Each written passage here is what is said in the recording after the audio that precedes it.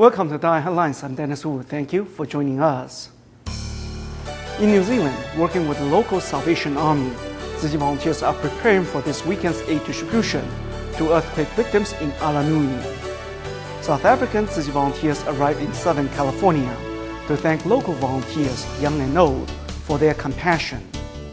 And in Taiwan's Hualien, Taiwan Sugar Corporation employs biological pest control at its organic farm, which has yielded impressive results. In the aftermath of last month's Christchurch earthquake, for almost the past 2 weeks, Tzu Chi volunteers in New Zealand have been soliciting donations from the public to help with disaster relief efforts. Tzu Chi will be conducting a distribution in Aranui this Saturday, March 12th, to hand out cash cards, aid packages, first aid kits, and blankets, as well as a letter of sympathy from Master Zhen Yan. New Zealand volunteers have been very busy packing the supplies over the last few days, as we shall see in our next story. Keeping up the momentum on the busy assembly line, Tzu Chi volunteers are packing the supplies for the aid distribution to be conducted in hard-hit Aranui and Christchurch.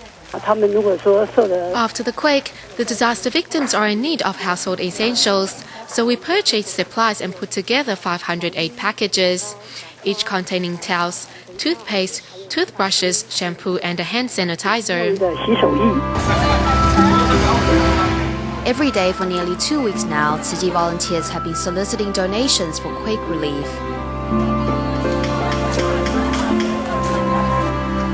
Whether in flea markets, on the streets, or in the movie cinemas, all passers-by, including a bus driver on his shift, stop in their tracks to donate to the Buddhist NGO. Before the man made a donation, our brother bowed and thanked him. After he dropped in the money, the volunteer bowed and thanked him again. So he donated some more. Several rounds of bowing and donating passed before the man finally emptied his wallet. On the streets of New Zealand, warmth can be felt everywhere as people dig into their pockets and donate to Tzu Chi's collection boxes to show their love for the quake survivors. Tzu Chi continues to show its love for the poor in Indonesia by holding public clinics throughout the country.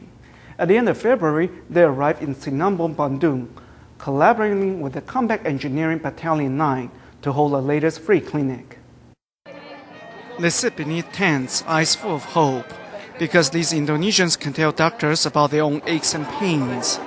Today, there are even people to drive them to the Tzu Chi free clinic in Bandung and back.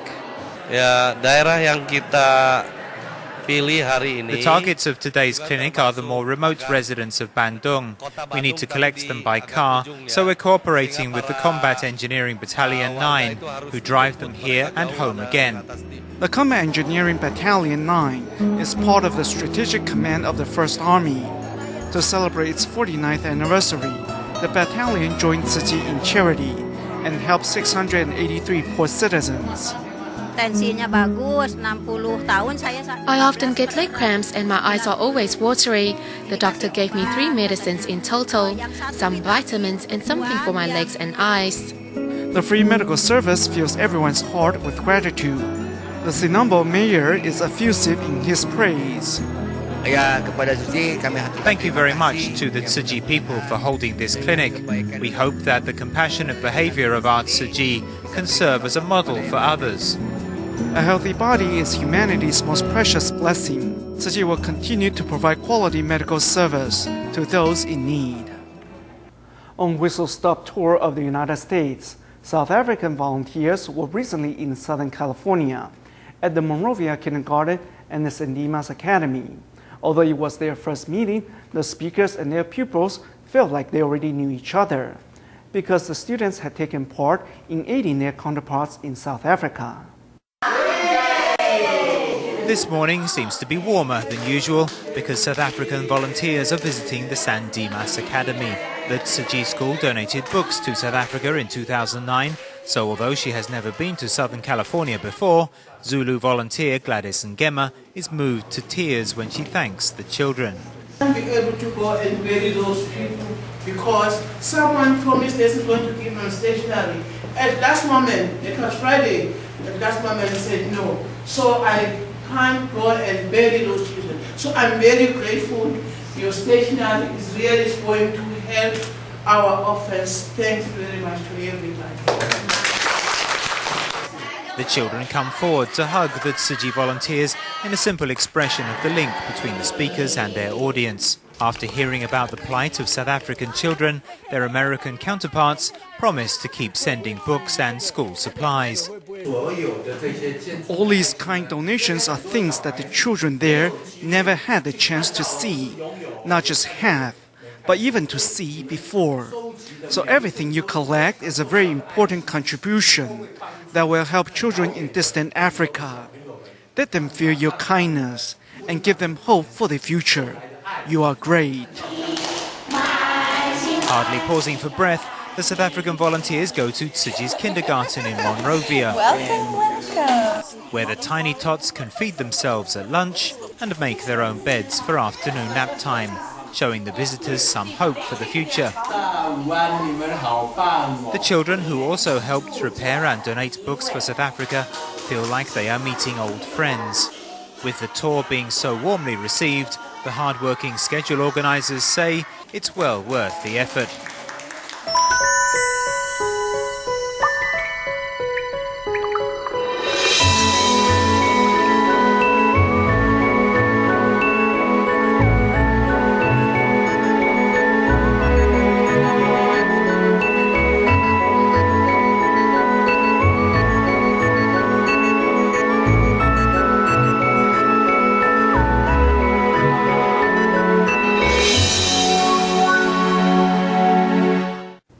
Altruistic acts do indeed generate joy. A school campus volunteer who gave up her career and business to serve a higher cause discovered that true wealth really lies in giving selflessly. Chatting with students during recess has become a daily routine for Oh Qiu-qin, a school campus volunteer of 16 years since she gave birth to her third child. My third child was born with deformed feet. I carried him to see doctors everywhere. The stress of seeking a cure for her son tore the worried mother apart. She found solace by caring for school children with the same empathy. Unexpectedly, her son's feet healed naturally. I've always been grateful of this fate, so whenever I can help others, I want to be the one lending a hand. While running 5 shoe stores, Oh Qiu-qin used to juggle her career and volunteer work until she threw herself wholeheartedly into helping children. Her husband, once disapproving, became supportive. I was worried that her health couldn't take it. Then I saw how dedicated she was, so I cooperated with her and helped her. Why did I stop? I felt that the quality of my life got worse because I had to worry about annual turnover. As campus volunteers, Oh Qiu-qin and husband Chen Rongzhe have spiritually wealthy lives by saving students from turning astray and their families from falling apart. In our next report, we meet professional counseling teacher Lin Ziyao. Hearing impaired, Lin had a difficult childhood and almost wanted to give up on life. It was the encouragement of her family that gave her the courage to live on. This year, she even came away with one of Taiwan's 10 Outstanding Women Awards. The weekly counseling class is a relaxing time for students. And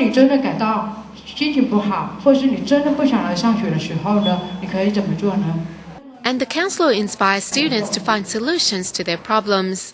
I will think about whether I study hard or not, and if I have the right attitude. As the children interact with her, Lin Ziyao encourages them with her own story. When I was young, some of my classmates would poke my nose with pencils and say, "You can't hear a thing. What are you doing at school?" Lin Ziyao had a difficult time growing up. I felt that there was no meaning to my life, and I even told my teacher in the weekly note that I should think about ways to end my life. It was her family's encouragement that gave Lin the courage to live and continue with her studies. After graduating with a degree in psychology, she took on a master's degree in special education to help students who are mentally or physically challenged. In special education, I'm able to know all the students and I can help plan their lessons or associated counseling programs. I feel I'm able to do more as a counselor than if I just taught a class of 10 students. Sometimes, adopting a counseling perspective, we're able to change a child's mentality. Today, as Lin Ziyao is awarded one of the 10 Outstanding Woman Awards, she says she will continue to work hard and help her students live a happy life.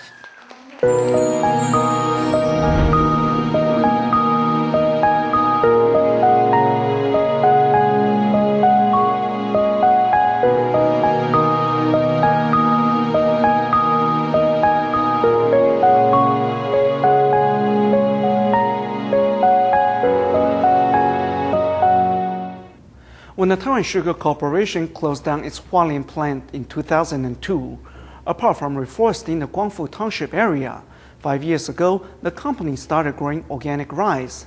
Since no chemical fertilizers or pesticides are used to control the blight of borers, which are pesky moth caterpillars that chew on rice and corn, Thai Sugar encouraged the crop's natural enemy, the parasitic wasp, to eat up the little pests.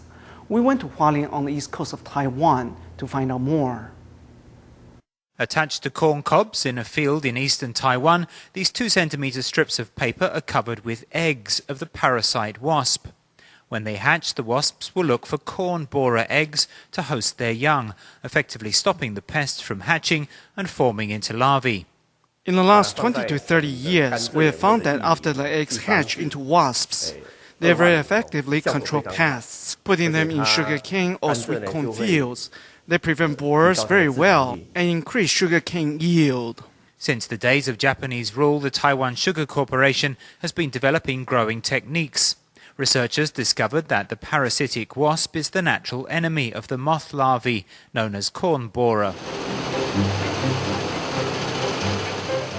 At the noise of harvesters cutting through a golden field of rice, a wild bird that was hidden inside flees for cover. There is wildlife in this 23-hectare field in Hualien's Guangfu Township because pests are controlled biologically. On a large strip of land which used to be a sugarcane plantation, Thai Sugar now grows a locally developed strain of rice and is applying for organic certification. Sugarcane is easier to grow, and paddy rice is trickier, and the work is totally organic. We never use pesticide or chemical fertilizer. It's all done by hand. Even pulling the weeds is done by hand. Organic growing is labor-intensive. The cost is 3 times higher than regular farming, but yield is 3 times lower. Sometimes the weather is bad. The soil or climate can change unexpectedly, and you can't predict insect attacks. After Thai Sugar made the switch from sugar making to organic farming, the sweet smell of sugarcane no longer fills the air in Guangfu Township, but the golden ears of naturally grown rice are kinder to both the villagers and the local countryside. Tzu Chi volunteers in the Philippines recently held a second-hand sale at their Manila chapter. The wide variety of items on sale also gave poor residents a chance to buy some of the things that they needed at a cheap price, while also helping other people in even greater need. Happily picking out the items they want, participants at Tzu Chi's Manila chapter's second-hand sale in the Philippines know that they are also raising funds to help the needy. It's good quality, cheap, and gives those on a budget a chance to buy what they need.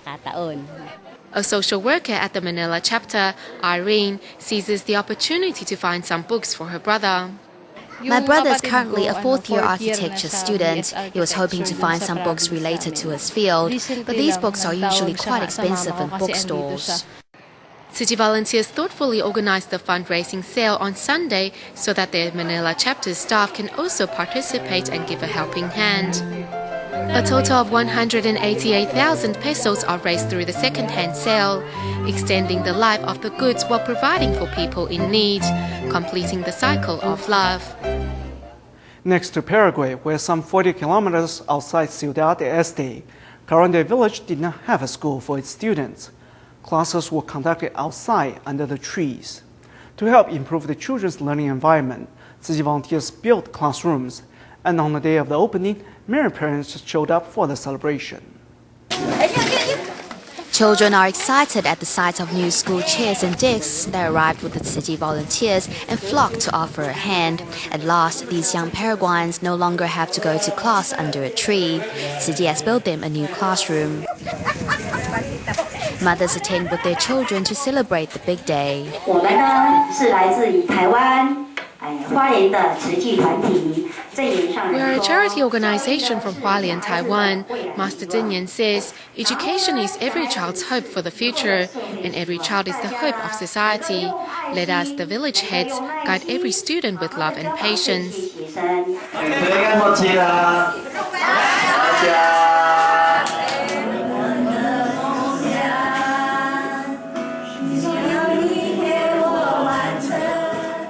Volunteers smile brightly, knowing that they are giving children a better learning environment. In return, the students voice their excitement.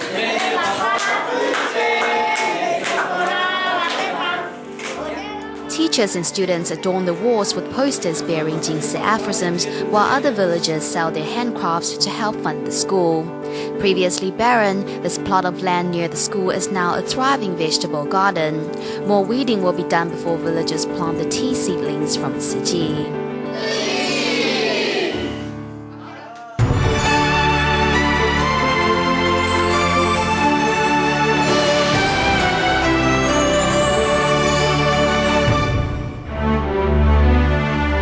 On this day, the 11th of March.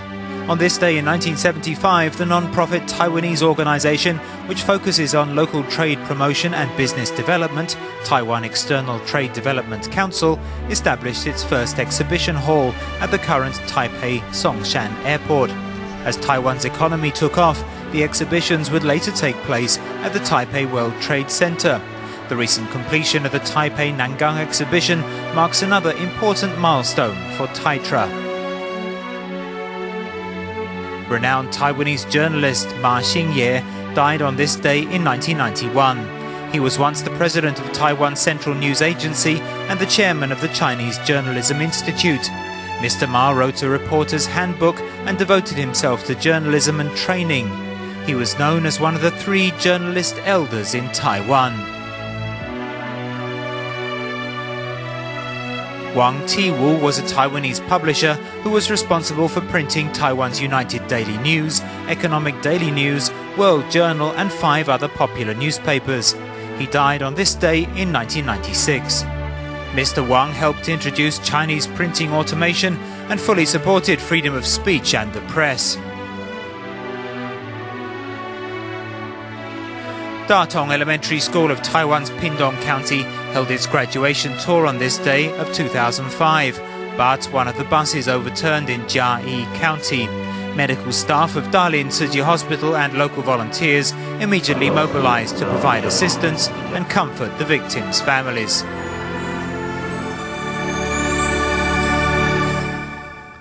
As we just saw, what was supposed to be a happy graduation tour for 6th graders of Pindong's Datong Elementary School went terribly wrong when one of the buses overturned. Sadly, 4 perished and 42 were injured in the accident. From the very beginning, medical staff of Dalian Tzu Chi Hospital threw themselves into the rescue effort, and volunteers in Pindong continue with follow-up support. Till this day, Dalian mothers still visit the school regularly to care for needy students. On March 11, 2005, during a graduation tour, a bus carrying students from Datong Elementary School, Pindong County, Taiwan, overturned on Highway 2 in Jiayi County. The bus slid down a steep slope and disintegrated. Many students were thrown out of the vehicle. Because of the slope, it was difficult for medical personnel to reach the crash site, and this prolonged the rescue effort. The waiting was excruciating for everyone. There was also reports that the number of people rescued didn't match the number who had been on board, which meant that people may have been crushed underneath the debris. Everyone was very anxious.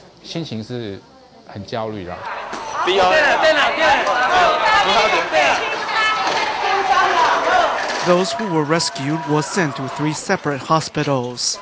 Dalian Tzu Chi Hospital handled the most patients. as the medical staff threw themselves into the effort to save lives. Volunteers remained at the site of shaken families and survivors. Tragically, 4 perished in the accident. Tzu Chi volunteers in Pingdong then mobilized to provide continuing care. We went to provide Buddhist chants at the memorial service. Immediately you see pictures of the 3 deceased there. At the death of the 3 young students, you realize life is truly impermanent. We felt so sad for the loss of the 3 young lives and wondered why such tragedies occur.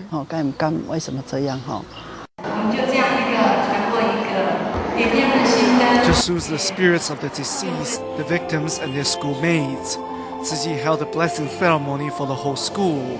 Volunteers also kept the survivors company and helped them cope with the trauma. After the blessing ceremony, the principal asked us if we could send some of our commissioners to keep the students company and help them cope with the loss. At the same time, the commissioners could also teach the students. So we agreed to do so. We started working with students from the 3rd grade, and to this day it is the same way.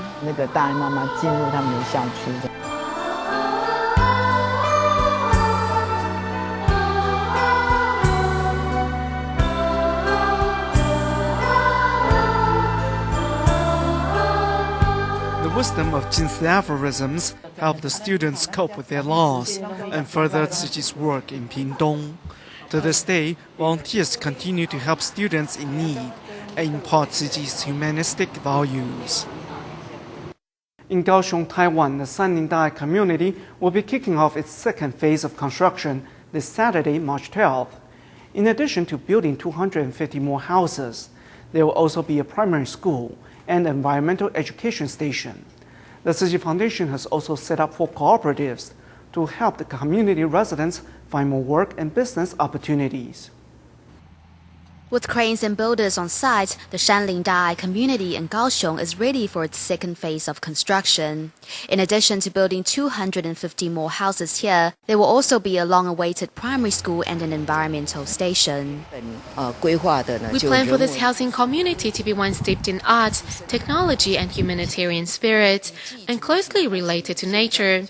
It is taking shape, and with the completion of the 2nd phase of construction, that vision will be realized.